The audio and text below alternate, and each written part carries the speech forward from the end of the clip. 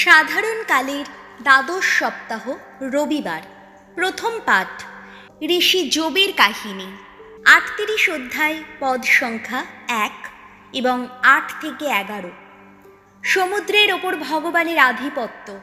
ঘূর্ণিঝড়ের আড়াল থেকে ভগবান যোবকে বললেন, সমুদ্র যখন জঠর গভীর থেকে মহাবেগে বেরিয়ে এসেছিল, তখন কে তাকে রুদ্ধ দ্বারে বন্দি করেছিল?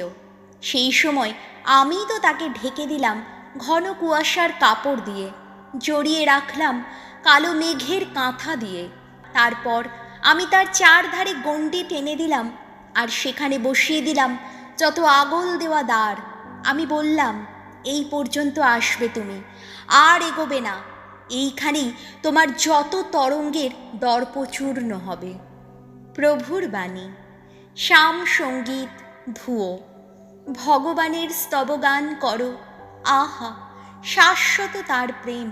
তারা কেউ কেউ জাহাজ ভাসিয়ে সমুদ্রে গিয়েছিল, অকুল সাগরে যাত্রা করেই বাণিজ্য করেছিল। তারা তো নিজেরা দেখতেই পেল ভগবানের ওইসব মহাকর্ম, তার অপরূপ কর্মকীর্তি গহীন জলের বুকে। ধুয়ো। ভগবানের স্তবগান করো, আহা শাশ্বত তার প্রেম। সেদিন তিনি তো আদেশ দিতেই জাগলো মত্ত বায়ু, লাফিয়ে উঠল সাগরের যত ঢেউ। যাত্রীরা যেন আকাশে উঠে গেল, আবার নেমে এলো জলেরই গভীরে। সমুদ্র পীড়ায় তাদের প্রাণ বুঝে যায় যায়। ধুয়ো। ভগবানের স্তবগান করো, আহা শাশ্বত তার প্রেম। এমন কঠিন বিপদে কাতর কণ্ঠে ভগবানকে ডাকল তারা। সেই ক্লেশ থেকে তাদের তিনি তো রক্ষাই করলেন।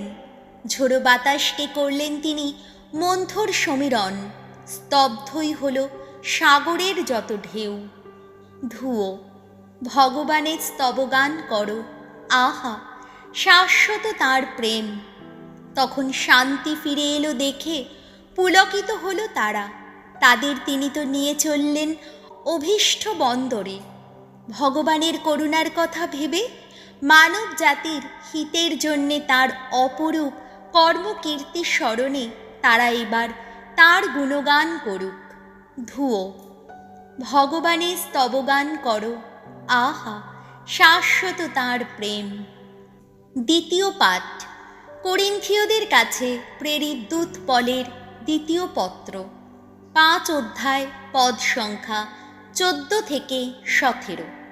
কেউ যদি খ্রিস্টের সঙ্গে মিলিত হয়, তবে সে এক নব সৃষ্টি হয়ে ওঠে। প্রিয়জনেরা, খ্রিস্টের ভালোবাসা আমাদের সব কিছুই নিয়ন্ত্রণ করে, কারণ আমরা মনে প্রাণে বুঝেছি যে সকলের হয়ে যখন একজন মৃত্যুবরণ করেছেন, তখন সকলেরই মৃত্যু হয়েছে। এও বুঝেছি যে খ্রিস্ট সকলের হয়ে মৃত্যু এই জন্যেই বরণ করেছেন, যারা জীবিত তারা যেন নিজেদের জন্যে আর জীবনযাপন না করে, বরং যিনি তাদের হয়ে মৃত্যুবরণ করেছেন আর পুনরুত্থিত হয়েছেন, তারা যেন তাঁরই জন্যে জীবনযাপন করে। তাই এখন থেকে আমরা কাউকে আর সাংসারিক বিচার বুদ্ধি দিয়ে চিনি না, যদিও একসময় খ্রিস্টকে আমরা সাংসারিক বিচার বুদ্ধি দিয়েই চিনতাম। এখন কিন্তু তাকে আর সেইভাবে চিনি না। কেউ যদি খ্রিস্টের সঙ্গে মিলিত হয়, তবে সে এক নব সৃষ্টি হয়ে ওঠে। যা পুরনো তা তো মিলিয়েই গেছে, দেখো সমস্তই এখন নতুন হয়ে উঠেছে। প্রভুর বাণী। বাণী বন্দনা। গাও হালেলুয়া ঈশ্বরে,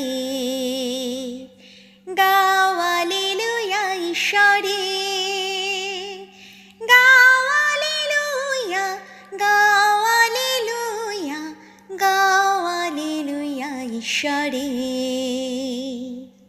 এক মহাপ্রবক্তা দেখা দিয়েছেন আমাদের মাঝখানে। ভগবান তার আপন জাতির কাছে করেছেন শুভাগমন।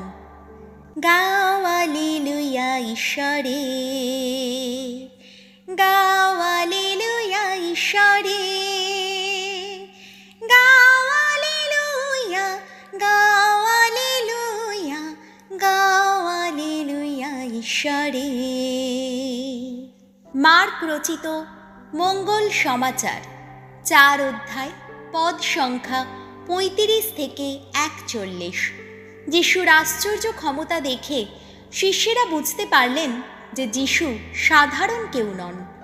একদিন যিশু অনেকক্ষণ ধরে লোকদের উপদেশ দিলেন।